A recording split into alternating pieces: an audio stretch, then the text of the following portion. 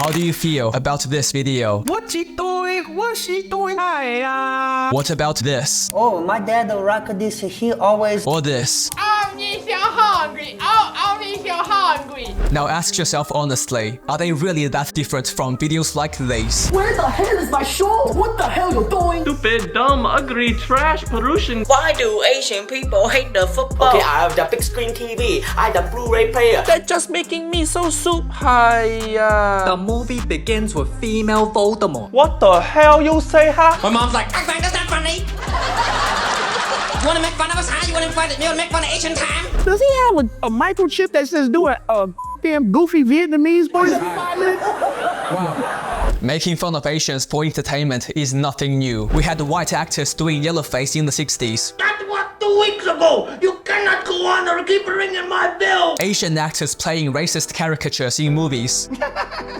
Asian comedians making jokes about being Asian on television. I want him to be doctor, but instead he like, ha ha ha.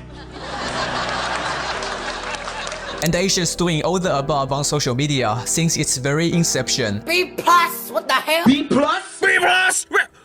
Today we'll be discussing why people enjoy laughing at Asians, why so many Asians volunteer to be humiliated, the negative effects those Asians have on society, and how come most Asians don't criticize them and even allow them to become the faces of our community. I know right now a bunch of people are typing, Hans. It's just a joke, it's comedy, you just don't understand comedy, comedy can't be racist. That's why I'm going to let comedy legend Chris Rock make my first point for me. In the 90s, Chris Rock had an extremely popular comedy routine where he explained the difference between Black people is millions of people have seen it, chances are you have too. It had significant pop culture relevance. Every time black people want to have a good time, some ignorant ass I take care of my kids. Wait. Always want credit for something they're supposed to do. Kids at my school were imitating that skit every day. My school in Australia, which was 99% white. Despite its popularity, Chris Rock stopped doing that routine. No, not because he was cancelled or whatever. He stopped voluntarily because he knew he was encouraging all the wrong types of people to say the N-word and therefore causing harm to the black community. You might also remember Dave Chappelle made a similar choice. He walked away from money and fame when he realized his jokes were causing people to laugh at black people, not with them. Now, if you are wondering, how come Chris Rock can do a routine and everybody finds it hilarious and groundbreaking, and then I go and do the exact same routine, same comedic timing, and people file a complaint to corporate? That's because audience and intention matter. There is a huge difference between sharing an inside joke with your own community versus pandering to outsiders, reinforcing negative stereotypes, and giving people permission to laugh at your own community. That's why numerous Asian actors in Hollywood have refused to play negative Asian stereotypes or make fun of Asian accents for non-Asian audiences to laugh at. But some people are more selfish. For example, the most popular Asian influencers of our current day and age. Nigel, also known as Uncle Roger. What's you doing? Drain the... Oh my god!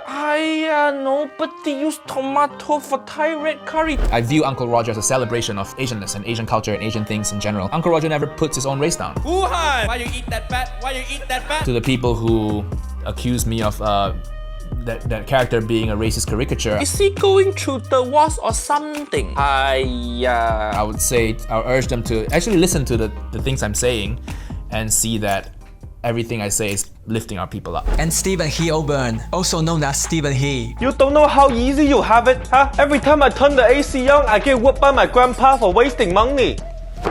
Emotional damage. Emotional damage. Hide under the table. Nigel and Stephen are icons of our generation, each having tens of millions of followers and billions of views combined, mostly gained from playing racist Asian caricatures, perpetuating negative stereotypes, and making fun of Asian accents for Western audiences. We'll discuss intention later.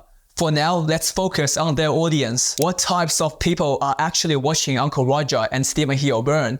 And how does that affect the Asian community? Of course, it's difficult to obtain such audience data. We could make speculations based on social media user demographics, but I want something a bit more concrete.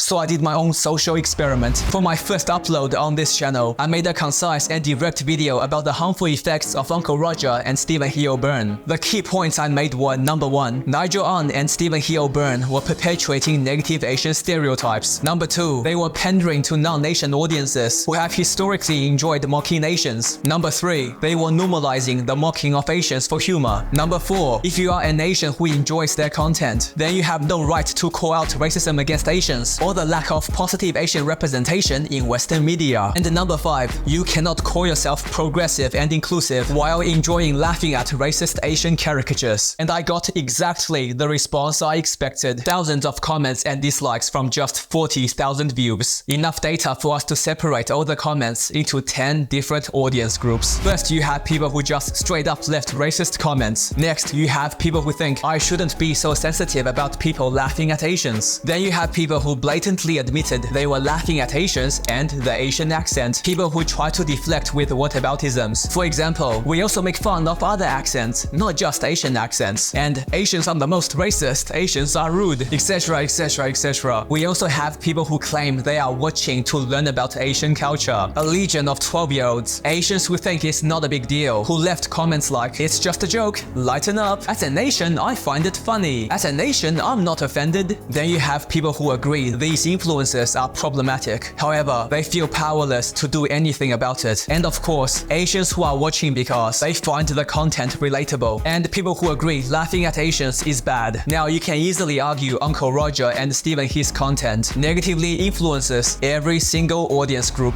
Before we talk about that, it's important to remember Nigel and Stephen's content used to be very different. Nigel was doing regular stand-up comedy. You know, lived in Britain for a while, I learned that. Before turning into a caricature. He putting mango chutney into pan. Mango chutney. Stephen was your typical reaction YouTuber. Can I eat my Himalayan salt lamp? Before perpetuating negative stereotypes about Asian fathers. Even though he had a stepdad who was white, Stephen and Nigel are Asians living in the West, catering to a westernized audience.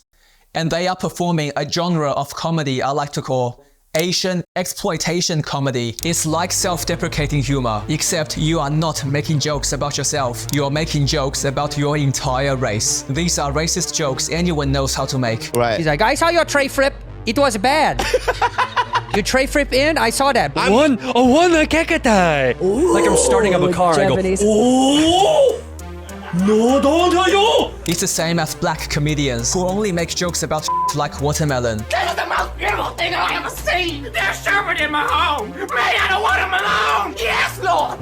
And really think about why content featuring degenerate caricatures are being pushed so hard by social media algorithms. Who exactly has the most to gain from all this? Because it's certainly not Asians, who these comedians unfortunately represent. Especially when you consider we live in a social climate where Asians are actively disadvantaged by persistent stereotypes, where most Asian Americans feel like they don't belong in America, especially young Asian Americans, where Asian Americans don't feel safe in their neighborhoods, where every Asian will experience some form of racism and discrimination. Influencers like Nigel and Stephen help shape societal norms. 3 sticks of butter for 2 sticks. By reinforcing negative Asian stereotypes at such a large scale, they empower people's desire to be racist by allowing them to hide behind the excuse of comedy.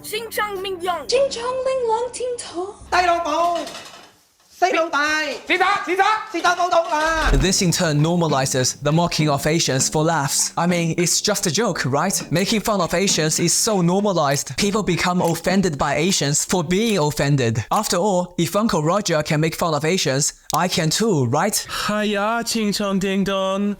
Relax, it can't be racist, it's comedy. Asian exploitation comedy also harms young Asians, especially in the West, where positive representations of Asians are extremely limited. When Asians are always the punching bags, it's going to encourage internalized racism and self-hatred and cause young nations to feel pressured to conform to negative stereotypes in exchange for social acceptance from non-Asians.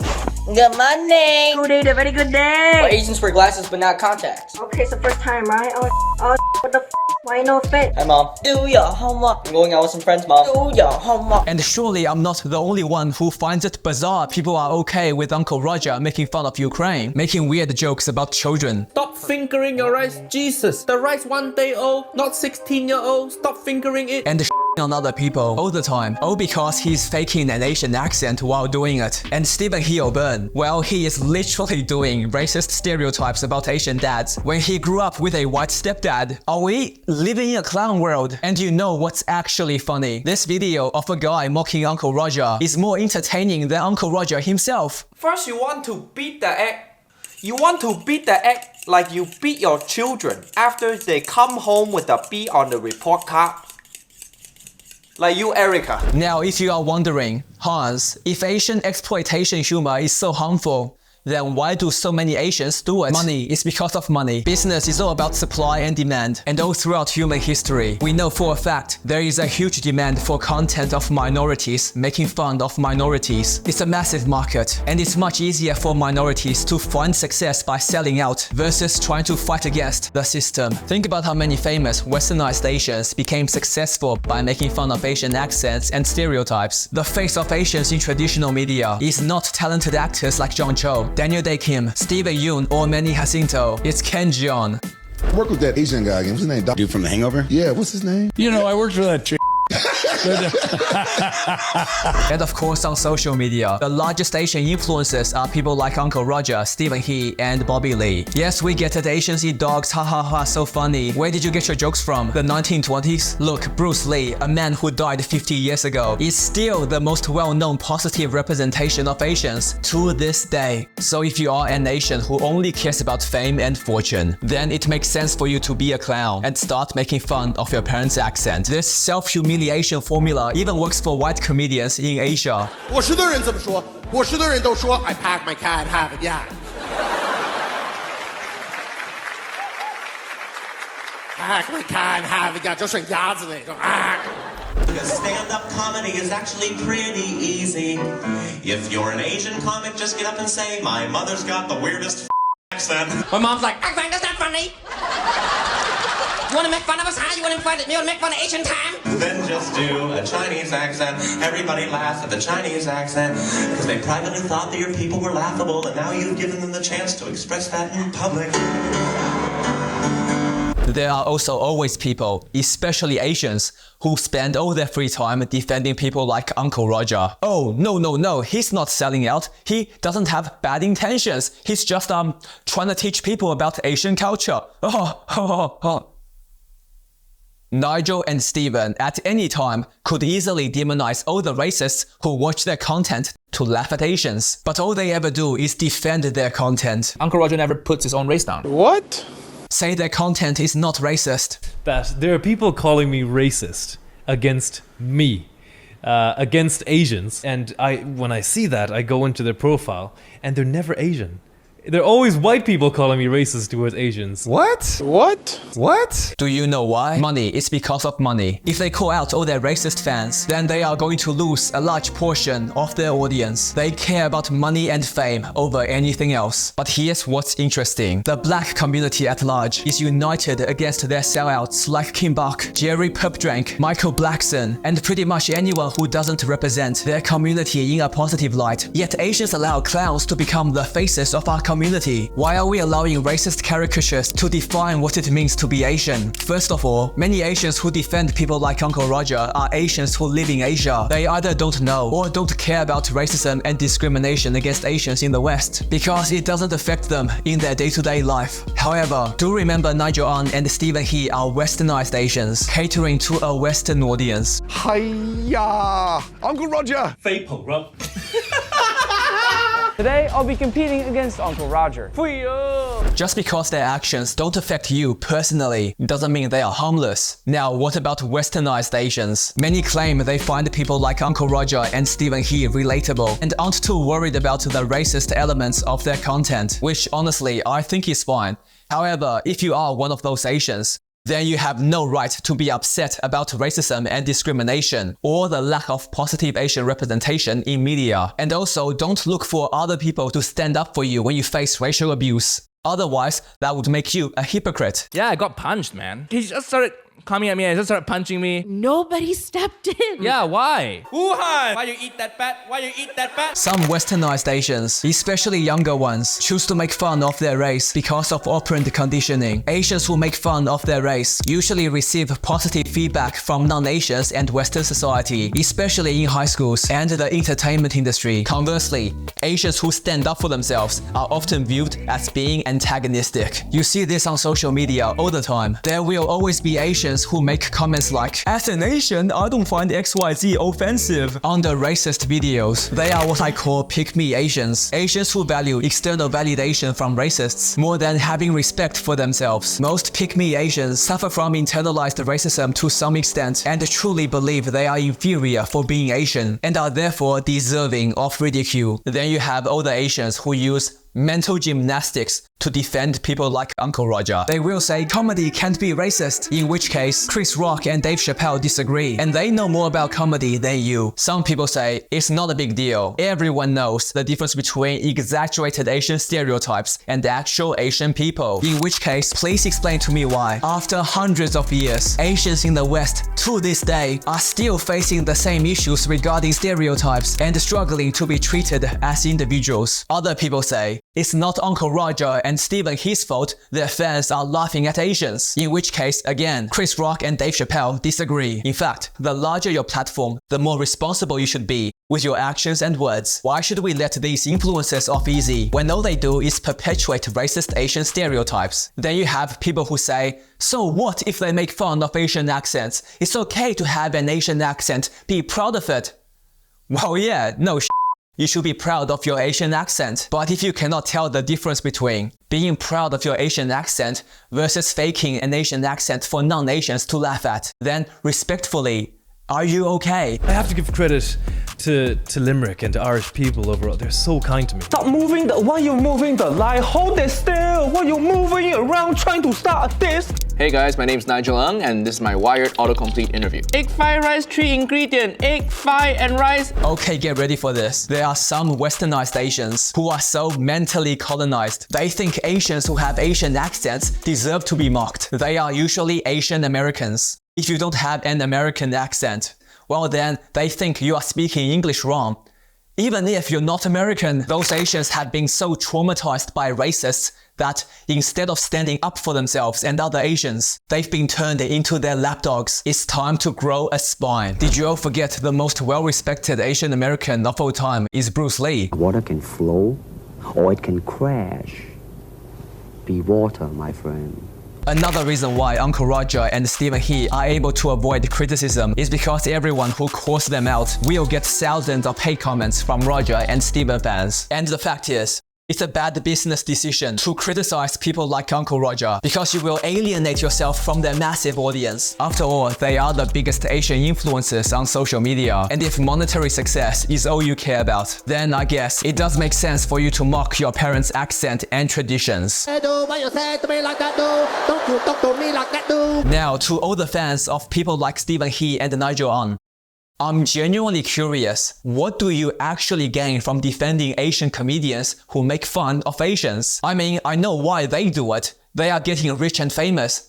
But what are you getting out of it? Most Asian comedians in the West find success by making fun of being Asian. And until a sizable number of people, especially Asians, start calling them out on it, then this will always continue to be the case. I'm not saying we should cancel these comedians. There will always be Asian dance monkeys like Ken Jeong. What I am saying is we must stop allowing them to represent Asians and start calling them out for what they are. Asian sellouts who have no respect for themselves. The good news is, change is starting to happen. Recently, when performative activist Ken Jeong tried to speak up about anti-Asian hate, a post calling him out for perpetuating hate against Asians went viral. And that's exactly what we must do. If the majority of us Asians were all on the same page, and we collectively shamed and rejected people who engage in Asian humiliation humor, then all those Asian dance monkeys would never be able to represent us in any capacity whatsoever. Imagine if every time we saw another Asian clown making fun of being Asian on social media, we all said this shit sucks, stop perpetuating racist Asian stereotypes, or hey, your behavior is really embarrassing. I hope you can overcome your self-hatred one day. Then I guarantee Asian humiliation humor wouldn't be so normalized. Asian comedians in the West would actually have to try to be funny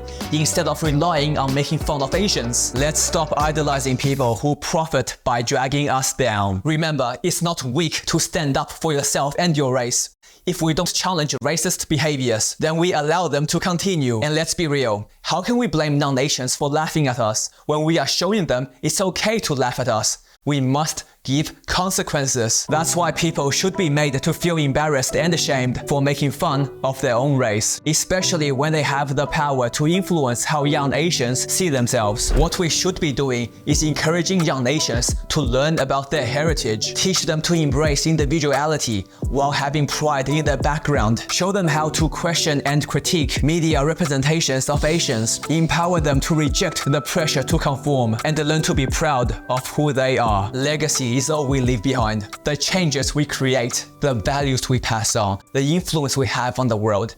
Never sacrifice your legacy for a few cheap laughs.